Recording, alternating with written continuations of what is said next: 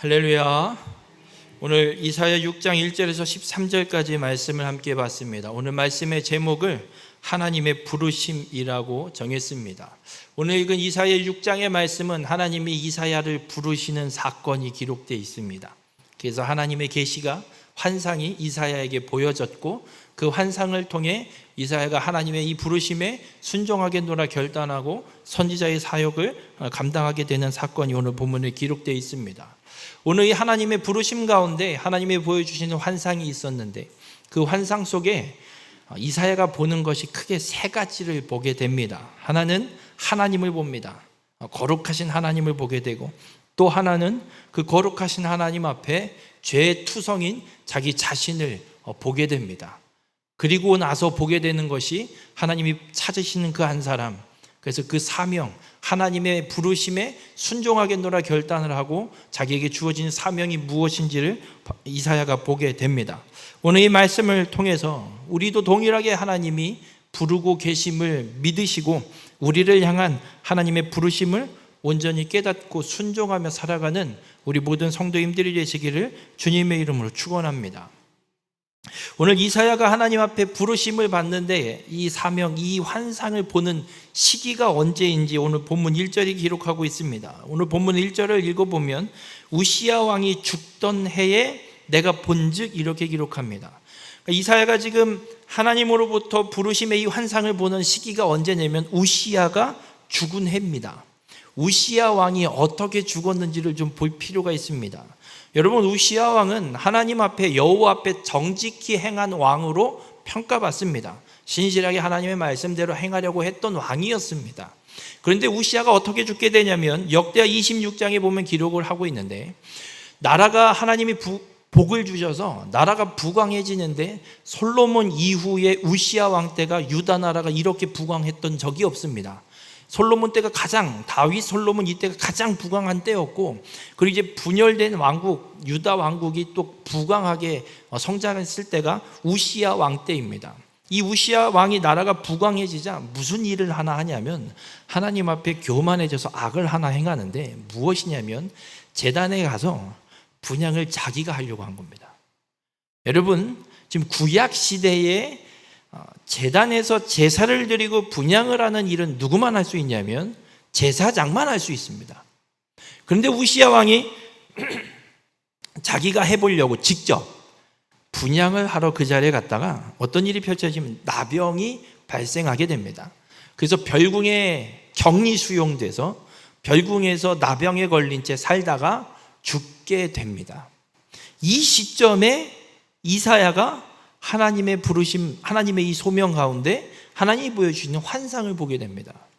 왜 이 사건이 왜 이 우시야가 죽던 해냐라는 것이 중요하냐면, 하나님이 복을 주셔서 부강함 이 풍요를 누리는 가운데 우시야 왕이 분명 하나님 앞에 말씀을 거역하는 죄로 인해서 우시야가 그 죄로 나병에 죽게 된 그 해에, 풍요 속에 죄가 있어서 하나님 앞에 죽임을 당한 그 해에 하나님이 이사야를 부르시고 이사야에게 사명을 주고 계신 겁니다.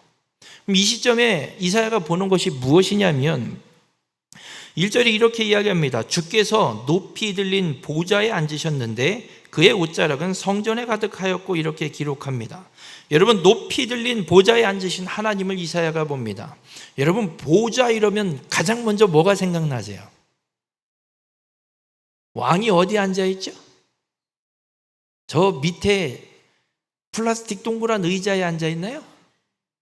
아니죠. 왕은 가장 높은 곳에 가장 근엄하고 가장 큰 의자 보좌를 만들어 놓고 그곳에 앉아있는 게 왕입니다. 지금 하나님을 보는데, 이사야가 하나님을 보는데 하나님이 어디에 앉아있느냐? 지극히 높은 곳, 저 높은 곳에 들려있는 보좌, 가장 높은 곳에 앉아 계신 하나님, 하나님의 통치권, 하나님의 주권을 지금 이사야가 보고 있습니다. 그리고 그의 옷자락은 성전에 가득했다라고 기록합니다. 이 옷자락이라는 말은 권능을 나타내는, 표현하는 상징이기도 합니다. 그래서 성전에 가득했다라는 건 하나님의 이 권능이 이 온 세상을 덮고 있어서 누구도 하나님의 이 권능 앞에 대항할 수 없는, 모두가 굴복할 수밖에 없는 하나님의 놀라운 권능을 이야기를 하고 있습니다. 여러분, 하나님이 다스리는 세상입니다. 나라가 부강하게 된 것도 하나님이 주신 것이고 하나님이 다스리신 것이고, 이렇게 부강한 나라를 누릴 수 있는 것 하나님의 허락이기 때문에, 하나님 은혜이기 때문에 가능한 것인데, 우시아는 지금 어떻게 했다고요? 교만해서 스스로 하나님의 말씀을 어기고 제단에 제물을 드리겠다고, 분향을 해보겠다고 덤볐던, 그래서 죽을 수밖에 없는 죄를 지었던 그런 시점, 하나님께서 이사야에게 하나님의 이 통치권, 하나님의 이 왕권, 이 세상 모든 만물을 다스리시는 분임을 하나님 이사야에게 보여주고 있습니다. 그리고 보는 것이 2절에 보면 스랍들이 모시고 섰는데 이렇게 기록합니다. 이 스랍이라고 번역되어 있는 말이 히브리어가 어떤 뜻이냐면 불태우다라는 뜻에서 온 단어입니다. 단순한 천사가 아니에요. 불을 태우는 권세를 갖고 있는 천사예요. 뭔가 찬양을 하고 하나님을 예배하고, 뭔가 이렇게 좀 우리가 그냥 흔히 알고 있는 머리 위에 하얀 원반이 앉혀져 있고 하얀 날개를 달고 있는 그런 개념의 천사가 아니라 불에 탄 것 같은, 불을 태울 수 있는 그런 권세를 갖고 있는 천사가, 스랍이 하나님을 모시고 서 있는 겁니다. 그리고 어떻게 서 있냐면 6 날개가 있는데 둘로는 얼굴을 가리고 둘로는 자기의 발을 가렸습니다. 여러분, 얼굴 가리고 발을 가리면 뭐가 있습니까? 보이는 게 없습니다. 왜 얼굴과 발을 가리고 있냐면 거룩하신 하나님 앞에, 이 우주 만물을 통치하고 다스리는 하나님 앞에 한없이 연약한 존재인 천사조차도 그 거룩하신 하나님 앞에 자신의 모든 걸 가리고 서 있는, 그리고 이 불에 태워진 의미를 갖고 있는 단어를 쓰고 있는 것으로 볼 때 하나님이 지금 죄를 짓고 있는 이스라엘, 유다를 향해 심판 선언을 하고 계십니다. 이 천사들은 하나님의 명령하기를 지금 기다리고 있는 겁니다. 말씀만 하시면 바로 내려가서 하나님의 그 심판을 행하기 위해 모시고 서 있는, 그리고 이 천사들의 행동 자체가 얼굴을 가리고 발을 가렸다는 걸 통해서 하나님의 거룩하심을 우리는 또 보게 됩니다. 그래서 이 천사들이 뭐라고 하냐면 3절에 서로 불러 이르되 거룩하다 거룩하다 거룩하다 만군의 여호와여 그의 영광이 온 땅에 충만하도다. 하나님을 향해 이 천사들이 얼굴도 가리고 발도 가리고 두 날개로 날면서 하나님의 말씀이 떨어지기를 기다리면서 뭘 하냐면 하나님을 찬양합니다. 거룩하다 거룩하다 거룩하다. 찬양하는 내용이 딴 게 없어요. 거룩하신 하나님, 만군의 여호와, 이 세상 모든 걸 다스리시는 하나님, 거룩하신 하나님, 말씀만 하십시오. 바로 수행하겠습니다. 이렇게 기다리고 하나님을 찬양하고 있는 것을 보게 됩니다.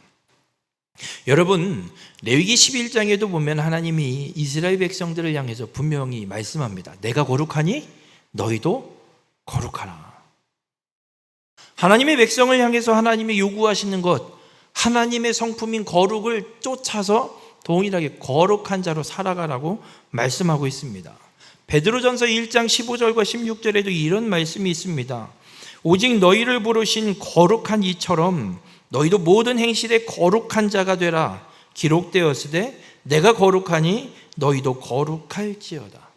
레위기의 이 말씀을 인용해서 베드로 사도도 분명하게 선언합니다. 하나님이 부르신 너희를 부르신 하나님처럼 너희도 동일하게 거룩해야 된다라고 말씀하고 있습니다. 그런데 이스라엘 백성들은 지금 어떻게 하고 있습니까? 거룩은커녕 우상 숭배에 빠져버리는, 거기 우시아 왕은 하나님 앞에 제물을 제단에 분향을 하는데 하나님 말씀과 상관없이 지멋대로, 자기 욕심대로 자기가 분향하려고 하는 죄를 지어서 결국은 죽게 된 상황. 이런 상황에 천사들의 이 찬양의 모습을 통해서 하나님 이사야에게 분명하게 선언하고 있습니다. 거룩을 지켜야 한다. 나는 거룩한 자다. 지금 이사야가 보고 있는 건 그렇습니다. 거룩하신 하나님을 보고 있습니다. 만물을 통해서 이사야가 보는 건 다른 것이 아니라 거룩하신 하나님을 보고 있습니다. 우리 모든 성도님들, 여러분 무엇을 보고 계십니까? 하나님에 대해 무엇을 보고 계십니까? 하나님은 거룩하신 분입니다.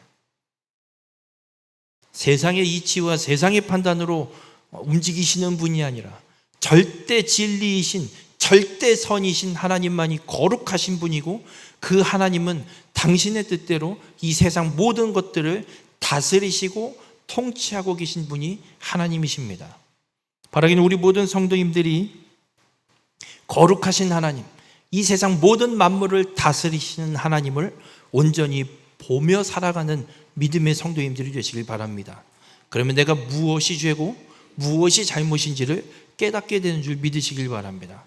그 거룩하신 하나님을 보고 서 있는 천사들도 본 이사야가 어떤 일이 또 일어나냐면 4절에 보면 이같이 화답하는 자의 소리로 말미암아 문지방의 터가 요동하며 성전의 연기가 충만한지라. 문지방의 터가 요동한대요.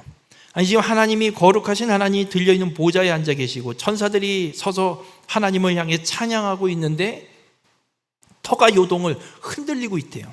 그 성전의 연기가 충만하대요. 이 표현은 하나님의 임재를 상징하고 있습니다. 여러분, 하나님의 임재의 상징 가운데 하나님이 임재하실 때 우리가 생각해 볼 수 있는 두 가지가 있습니다. 하나는 하나님이 찾아오셔서 복을 주시려는 임재가 있고, 또 하나는 하나님의 진노가 임하는 임재가 있습니다.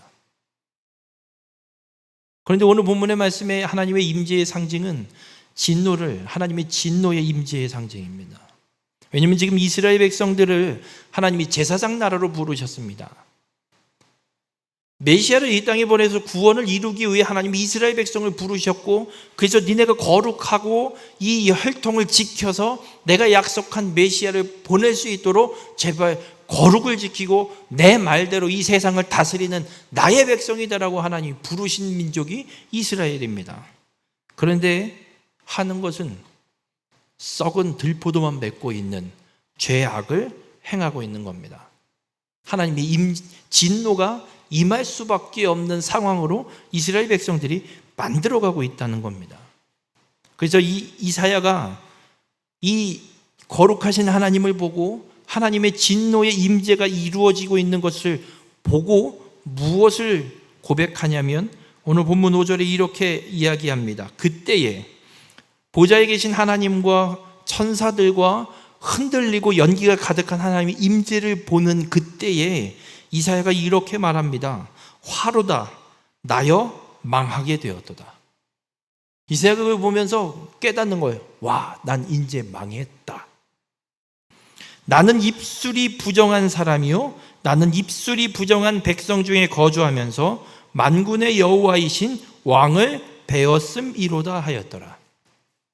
여러분, 이사야는 그래도 거룩한 사람이었습니다. 왕족이었습니다. 하나님이 악을 행하는 사람을 무조건 사용하시진 않습니다. 거룩한 자를 하나님이 사용하십니다. 악을 행하는 자가 있다면 그 악을 제하고 이 사람을 거룩하게 바꿔서 사용하시는 분입니다. 그냥 죄를 갖고 있는 채로 하나님의 일을 이루어가는데 하나님이 쓰시지 않습니다. 그래서 이사야는 어떤 사람이었냐면 하나님 앞에 쓰임 받을 만큼 그래도 거룩을 지켜온 사람입니다. 그런데 이스라엘 유다 백성들은 악을 행하고 있고 우상 숭배를 일삼고 있습니다. 그래서 이사야 입장에서 무슨 생각이 드냐면 유다 백성들이 지금 악을 이렇게 행하고 있고 우시야 왕도 저렇게 지가 제단에 분향하겠다고 까불다가 죽고, 그래도 나는 그나마 괜찮지, 거룩을 지키고 있으니까, 이런 생각이었는데 하나님이 보여주신 환상, 보좌에 앉아 계신 하나님의 거룩함을 보고 나서 이사야는 깨닫는 거예요. 아니네, 나도 똑같은 놈이네. 나도 똑같이 부정한 놈이었네. 나도 똑같은 죄인이었네. 죽을 수밖에 없는 사람이네 라고 이사야가 입술이 부정한 자라라고 자신을 고백하고 있는 걸 봅니다. 이 탄식하는 이사야에게 어떤 역사가 일어나냐면 6절에 이렇게 기록합니다. 그때 그 서랍 중에 하나가 부젓가락으로 제단에서 집은 바 핀숯을 손에 가지고 내게로 날아와서 그것을 내 입술에 대며 이르되 보라, 이것이 내 입에 닿았으니 내 악이 제하여졌고 내 죄가 사하여졌느니라 라고 합니다. 여러분, 스랍들이 하나님을 향해서 서서 하나님을 찬양하고 있었습니다. 거룩하다 거룩하다. 하나님 말씀이 떨어지면 심판을 행하러, 하나님의 진노를 행하러 갈 천사들이 하나님 앞에 서 있었습니다. 근데 이사야가 고백하는 거예요. 그 거룩하신 하나님을 보고, 아, 나는 입술이 부정한 죄인이구나. 하나님, 내가 죄인입니다. 망하게 생긴 죄인입니다. 고백할 때 천사 중에 하나가 제단의 핀숯을 집게로 집어갖고 이사야에게 날라와서 이사야 입에다 대는 거예요. 그러니까 말이 되는 거지. 여러분, 숯을 입술에 대보셨어요? 미친 거죠.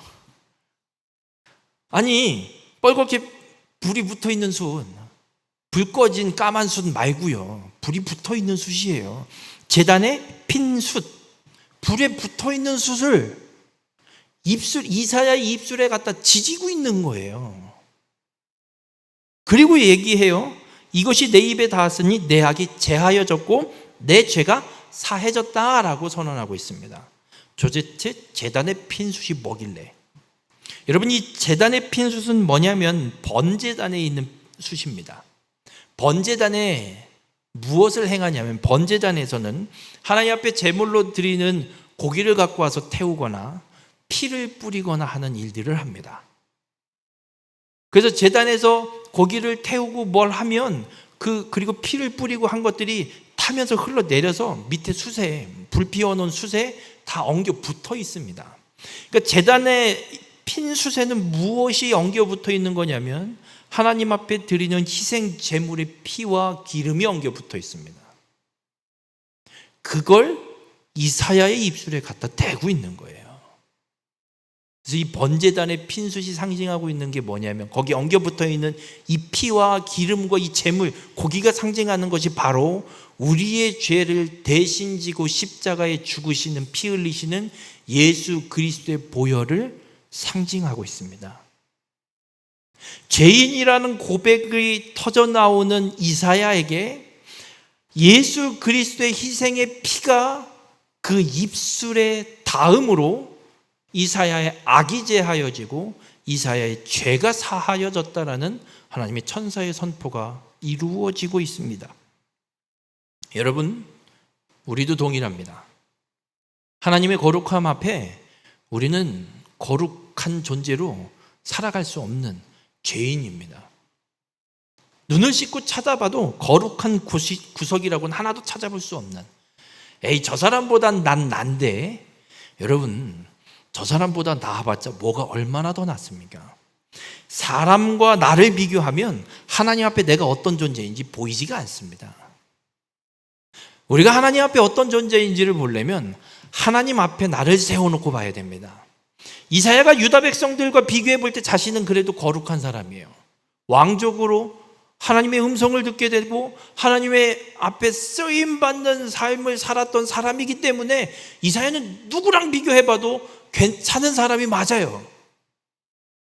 그런데 하나님 앞에 서서 자신을 보니, 하나님을 놓고 나를 보니 이런 입술이 부정한 죄인이라는 고백밖에 안 나오는 겁니다.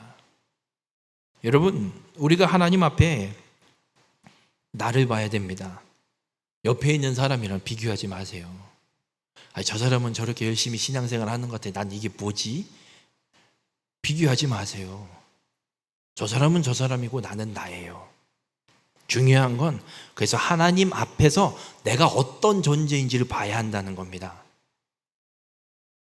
사람과 사람을 비교하면 누구도 나은 사람 없고 누구도 잘난 사람이 없고 뭐라고 기준을 설정할 수가 없습니다. 그러나 하나님을 기준 삼으면 우리 모두가 동일하게 볼 수 있습니다. 내가 어떤 존재인지.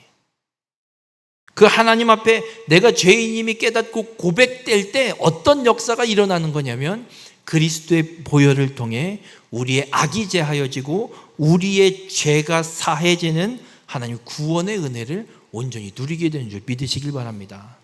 내가 죄인인 게 인정이 안 되는데 무슨 구원이 필요해요? 예수 믿기 전에 왜 우리는 죄인이라 예수 믿어야 됩니다라고 이야기하는 이유가 있냐면, 그래서 믿지 않는 사람들이 그래, 뭔 내가 잘못했다고 죄인이라고 그렇게 떠들어대냐고, 듣기 싫다고 가라고. 여러분, 죄가 인정이 안 되는데 무슨 구원이 필요합니까? 여쭤볼게요. 여러분은 광복절 특사 사명권이 필요하세요? 광복절 사명권이 여러분 필요하시냐고요? 왜 안 필요해요? 정립해 놓으면 안 돼요? 나중에 뭔 일 있을지? 아니, 잘못한 게 있어야 사면을 받죠. 잘못한 게 없는데 뭐 사면 받을 게 뭐가 있어요? 우리의 구원도 똑같습니다. 하나님 앞에 내가 얼마나 추악한 죄인인지가 인정이 돼야 내가 이 죄사함을 받아야 된다라는 필요가 느껴지는 겁니다. 그 죄가 인정이 되고 고백될 때 예수 그리스도의 이 보혈이 나의 죄를 사하시는 거예요. 이사야가 지금 그러고 있어요. 사람들을 볼 때는 아무런 감흥도 없었고 죄인이란 생각도 없었는데 하나님 앞에 서고 보니 죄인이었고, 그래서 나는 죄인이고 망할 존재로구나 고백하고 탄식할 때 희생의 보혈을 통해 그 죄가 사해지고 악이 제하여지는 구원의 은혜를 지금 이사야가 누리고 있는 걸 보게 됩니다. 우리 모든 성도님들, 하나님 앞에 내가 얼마나 추악한 죄인인지를 보고 깨닫고 죄의 고백을 통해 그리스도의 보혈을 의지하여서 죄 사함을 받는 우리 모든 성도님들이 되시길 주님의 이름으로 축원합니다. 그리고 나서 죄 사함의 선포가 들려지고 나니까 이사야에게 어떤 소리가 들리냐면 오늘 본문 8절에 이런 소리가 들립니다. 내가 또 주의 목소리를 들으니, 이사야가 듣는 거예요. 하나님의 음성을 듣기 시작합니다. 죄인일 때는 하나님의 음성이 들리지 않아요. 죄가 고백되고 제단의 핀 숯으로 입에 닿고 그 보혈을 통해 죄 사함을 선포받고 나서 하나님의 음성이 들리기 시작해요. 근데 그 하나님의 음성이 뭐냐? 내가 누구를 보내며 누가 우리를 위하여 갈꼬, 이렇게 말씀하고 있는 거예요. 그러니까 하나님이 누군가를 찾고 있는 거예요. 내가 누굴 보내지? 하나님이 보낼 사람을 찾고 있어요. 누가 우리를 위해서 갈까? 하나님이 찾고 있는 거예요. 그 찾는 소리를 듣고 이사야가 얘기해요. 하나님, 내가 여기 있습니다. 나를 보내시옵소서라고 이야기를 하고 있는 겁니다. 여러분, 죄의 문제가 해결되기 전에 하나님의 음성이 들리지가 않습니다. 오늘 이사야는 거룩하신 하나님을 봤습니다. 그리고 죄인 자신의 죄를 보게 됐습니다. 그리고 그리스도의 피를 통해 죄의 문제가 해결되는 역사가 이루어졌을 때 하나님의 음성이 들리기 시작했습니다. 근데 하나님이 찾으시는 게 뭐냐? 하나님의 음성이 뭐냐? 하나님이 보낼 사람, 하나님을 위해 갈 사람, 그 한 사람을 하나님이 찾고 있는 겁니다. 그럼 뭘 위해 가냐예요. 하나님은 왜 사람을 보내려고 하냐예요. 이스라엘 유다는 하나님이 극상품 포도나무를 심어서 극진히 지키고 돌보고 좋은 포도 열매를 맺기 위해서 하나님이 지극한 정성을 쏟아 놓은 이스라엘, 이 유다, 그 포도원이 하나님이 지극히 관리를 했는데도 불구하고 맺고 있는 건 썩은 들포도만 맺고 앉아 있는 겁니다. 이들을 향해 갈 한 사람을 하나님이 찾고 있는 거예요.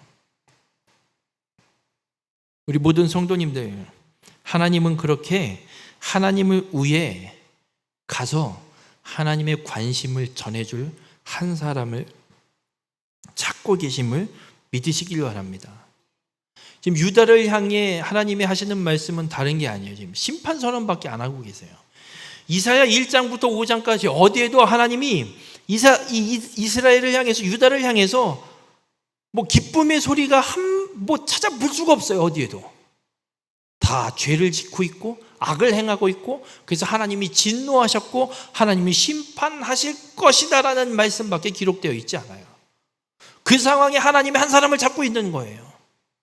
가서 이 말을 전해줄 사람. 그런데 우리가 한 가지 분명히 기억해야 될 게 있습니다. 여러분, 하나님이 복을 주신다라는 선포만이 하나님의 관심이 아닙니다. 복을 선언하는 것만이 하나님의 관심 전부가 아닙니다. 죄를 짓고 있는 하나님의 백성을 향해서 그 죄를 깨닫고 돌이키라. 하나님의 진노가 임할 것이니 제발 좀 회개하고 돌이켜라. 하나님의 심판을 선언하는 것 또한 하나님의 관심임을 잊지 마시길 바랍니다. 하나님이 그 하나님의 관심을 가서 선언할 그 자를 하나님이 지금 찾고 있는 거예요.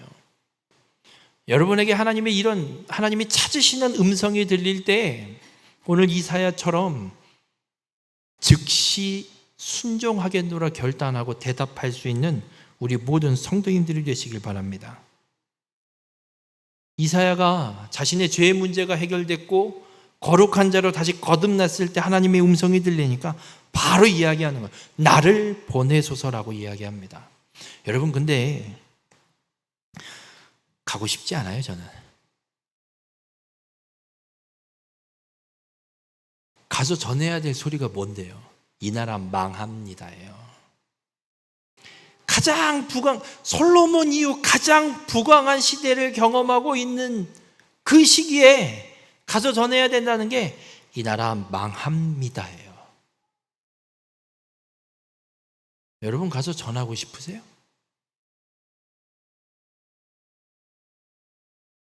지금 우리나라 같은 경우에 뭔가 생각을 얘기하잖아요. 죽일 듯이 덤벼요. 미친 듯이 덤벼요. 그냥 사실 팩트를 얘기하는데도 미친 듯이 덤벼요. 주식이면 8,000선을 넘으면 뭐해요? 환율이 지금 1,600원대를 향해 가고 있는데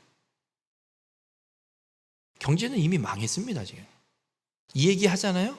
미친 듯이 죽일 듯이 덤벼요. 지금 이사야가 그 상황이에요. 나라 잘 나가고 있는데 망하긴 뭘 망해?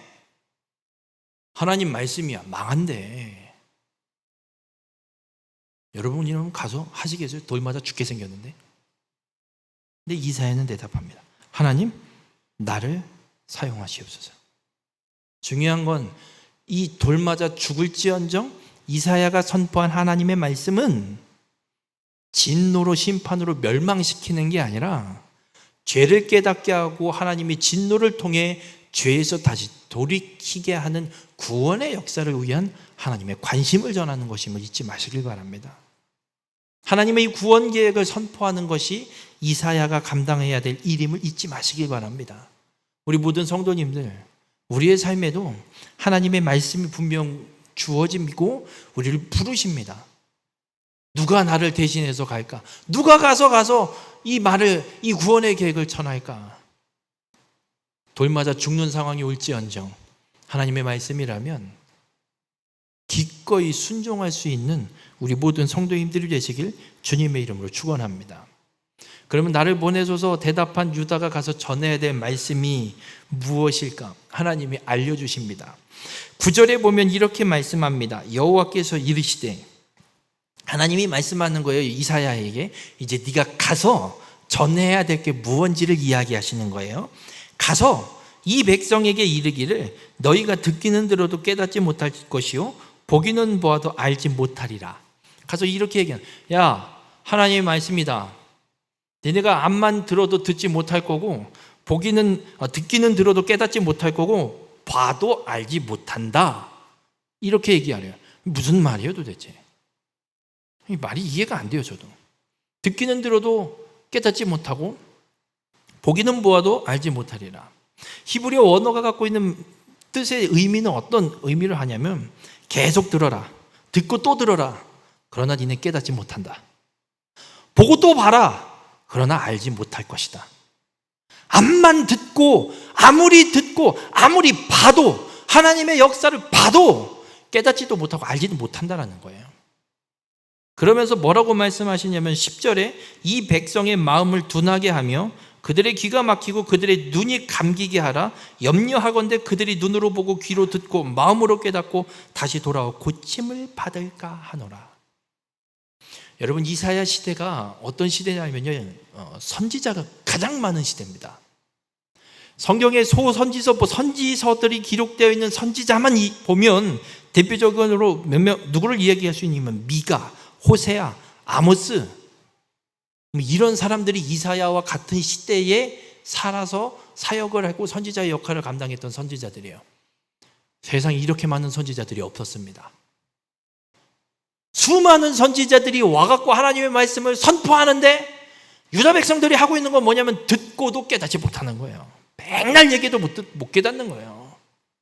수없이 많은 이적과 기적들이 일어나는데도 불구하고 하나님의 심판의 징조가 나타나는데도 불구하고 하나님의 심판이 임할 것이라는 걸 알지도 못하고 있는 거예요.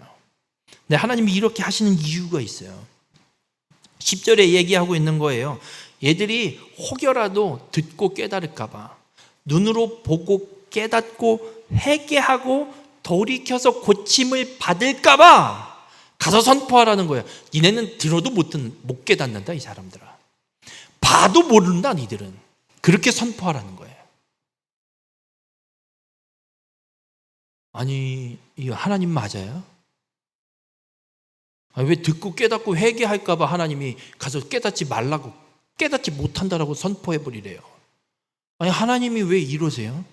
사랑의 하나님이라며요. 그러면 얘네들 품어주셔야 되는 거 아니에요? 근데 이게 하나님의 사랑입니다. 왜 하나님의 사랑이냐면 하나님의 징계가 임해서 이들의 죄가 무엇인지 분명히 깨달아야 됩니다. 근데 이사야 입장에서는 이해가 안 돼요. 왜 이렇게 선포하라 그러시지? 하나님의 사랑? 사랑이시면 사랑이면 아니 얘네들 보듬어서 이렇게 안고 옮겨 주셔야 되는 거 아닌가? 이사야가 물어요, 하나님한테. 하나님, 이거 좀 이상한데요? 도대체 왜 저보고 이렇게 하라는 거지? 그래서 물어요. 하나님, 그럼 언제까지 이렇게 얘기해야 돼요? 아니, 들어도 깨닫지 못하고 봐도 알지 못한다라고만 선포하래요. 아니, 그럼 이거 언제까지 이렇게 얘기해야 돼요? 얘네들 아니 차라리 세례 요한처럼 회개하라, 천국이 가까이 왔느니라 이렇게라도 선포하든지. 아니, 이게 더 낫지 않아요? 회개하고 돌이켜라라고 선포하는 게 하나님 말씀을 전하는 것 같지 않아요? 근데 이사야는 가서 야, 들어! 듣고 또 들어! 그래봤자 니네는 못 깨달아. 아니, 뭐야. 이걸 언제까지 해야 돼? 이사야가 하나님한테 물어요. 하나님 언제까지 해요? 그랬더니 하나님이 뭐라고 말씀하시냐면 11절에 성읍들은 황폐하여 주민이 없으며 가옥들에는 사람이 없고 이 토지는 황폐하게 되며 12절에 여호와께서 사람들을 멀리 옮기셔서 이 땅 가운데 황폐한 곳이 많을 때까지니라. 정리하면 이래요. 이 나라가 사람들이 다 사라지고 가옥들이 다 무너지고 이 땅에 아무것도 없이 황폐해질 때까지 이렇게 선포하래요. 이건 그냥 망하라는 얘기잖아요. 망할 때까지 그렇게 선포하래요. 하나님 해도 너무한 것 같아요. 어떻게 망할 때까지 그렇게 하래? 여러분이라면 망할 때까지 그렇게 하실 수 있겠어요? 가서 얘기해, 망해 니네! 니넨 망해야 돼! 이것만 가지고 얘기하라는 거예요. 언제까지? 망할 때까지. 아니 이거는 아무리 봐도 저도 이해가 안 돼요. 아니, 말이 되나? 어떻게 하나님이 부른 하나님의 백성이라면 망하라고 가서 선포하라니, 망할 때까지 망하라고 선포하라니, 하나님 참 이상한 것 같아요. 근데 이 표현은 뭐냐면 하나님이 심판을 선언하셨습니다. 이미 결정되어 있는 하나님의 심판, 진노예요. 그 하나님의 심판이 뭐냐면 유다가 바벨론의 포로로 끌려가서 나라가 망하는 게 하나님의 심판이에요. 그래서 하나님이 지금 이 일이 이루어지기까지, 질 때까지 가서 전하라는 것이고, 이 일이 이루어질 때까지 유다 백성들은 깨달으면 안 된다는 거예요. 회개하고 돌이키면 안 된다는 거예요. 바벨론의 포로를 반드시 끌려가야 된다는 얘기예요. 왜 이렇게까지 하실까? 이유가 있습니다. 유다 백성들이 지고 있는 들포도 중에 가장 큰 들포도가 뭐냐면, 가장 추악한 들포도가 뭐냐면 우상숭배예요. 우상숭배에 대해서 하나님이 뭐라고 말씀하시냐면 출애굽기 20장의 10계명을 말씀하시면서 5절에 이런 이야기를 하세요. 그것들에게 절하지 말며 그것들을 섬기지 말라. 우상을 만들어 놓고 그것들을 절하지 말고 그것들을 섬기지 말래요. 나 내 하나님 여호와는 질투하는 하나님인즉 나를 미워하는 자의 죄를 갚되 아버지로부터 아들에게로 3, 4대까지 이르게 하거니와. 하나님 분명히 말씀하셨어요. 우상 숭배 죄에 대해서는 분명하게 하나님 말씀하셨어요. 3, 4대 이르도록 그 죄를 묻는데요. 우상 숭배의 죄가 3, 4대에 이르도록 이어진다고요, 그 집에. 집안에 흐르는 저주가 있는 거예요. 뭐 말도 안 되는 소리 한다고 뭐라고 떠드는 사람도 있는데 성경이 기록하고 있는데 뭐 말도 안 되는 소리예요. 우상 숭배만큼은 3, 4대에 이르도록 이 저주의 끈이 이어지고 있어서 그 저주의 끈을 끊어내는 작업이 필요함을 하나님이 말씀하고 있는 거예요. 지금 유다 백성들이 하나님의 부르심을 받아서 극상품 포도 열매를 맺는, 좋은 열매를 맺는 포도원으로 잘 살아가야 되는데 하고 있는 게 뭐냐면 우상 숭배의 죄를 아주 오랜 시간 짓고 있어요. 이 죄를 끊어내는 게 필요해요. 근데 지금 우시야 왕 시대, 나라가 부강한 이 시대에 회개하고 돌이키면 이 우상 숭배의 죄가 끊어지지가 않아요. 지금 회개하고 돌이키잖아요. 돌아선다고 해도 이 아들 때는 똑같이 또 이 짓을 해요. 우시야, 요담, 그 다음에 어떤 일이 일어나냐면 하나님 앞에 악을 행하기 시작해요. 재밌는 사건이 하나 일어납니다. 히스기야 왕, 이 이후에 이사야 선지자가 사역을 하던 시대에 또 히스기야 왕도 사역을 이사야가 하게 되는데, 히스기야 왕이 하나님 앞에 상당히 선한 일들을 합니다. 정직히 행합니다. 그래서 이사야 선지자를 통해서 이제 너 죽는다라고 선언을 들었을 때 히스기야가 하나님 앞에 회개하면서 기도해서 생명 연장 15년을 받기도 합니다.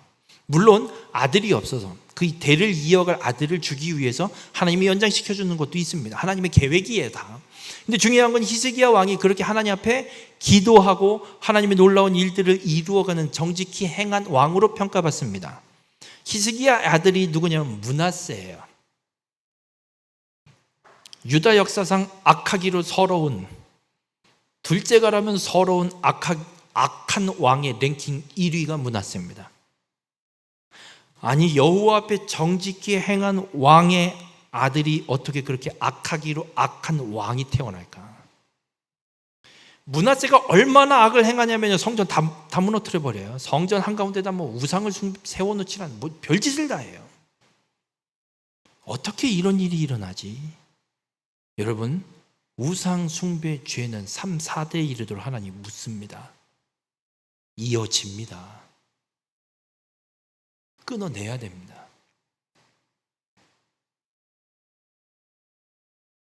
무당의 자손들 중에 무당이 신내림이 자식한테 계속 연결되잖아요.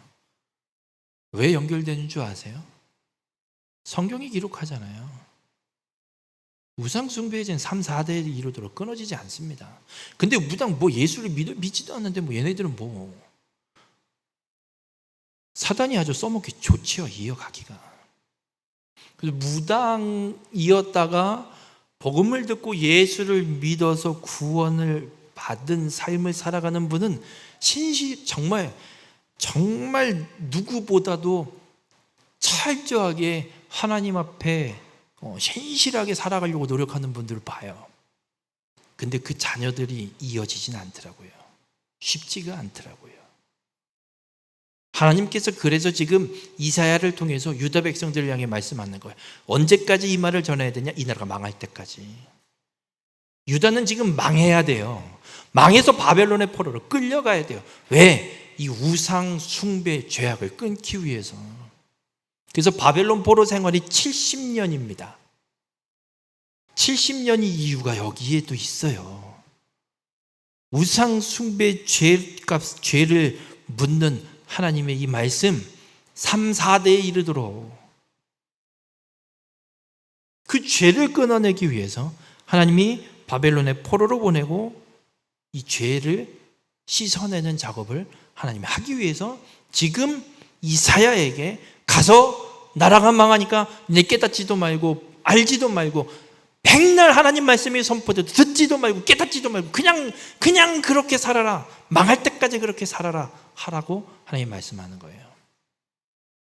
그리고 나서 오늘 본문 13절에 이런 말씀을 합니다. 그 중에 10분의 1이 아직 남아 있을지라도 이것도 황폐하게 될 것이다. 바벨론의 전쟁으로 인해서 포로로 끌려가기 시작합니다. 그래도 이스라엘 유다 땅에 남아있는 사람들이 있어요. 근데 그것마저도 하나님이 다 진멸시키겠다, 황폐하게 만들겠다라고 말씀해요.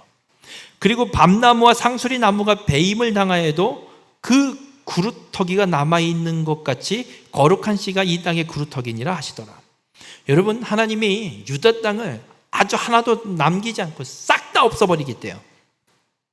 그런데 말씀하신 게, 이어서 말씀하시는 게 뭐냐면, 나무를 베면 땅의 뿌리에 연결되어 있는 밑둥이 남아있잖아요. 구루터기라고 얘기하잖아요. 그게 남는 것처럼 나무를 뽑아버리지 않는 다음에는, 베어버리면 거기에 구루터기가 남는 것처럼 유다를 하나님이 진노하셔서 심판하셔서 바벨론의 포로로 다 끌고 만들어 가실 건데 구루터기를 만들어 남겨놓으신대요. 그게 누구냐?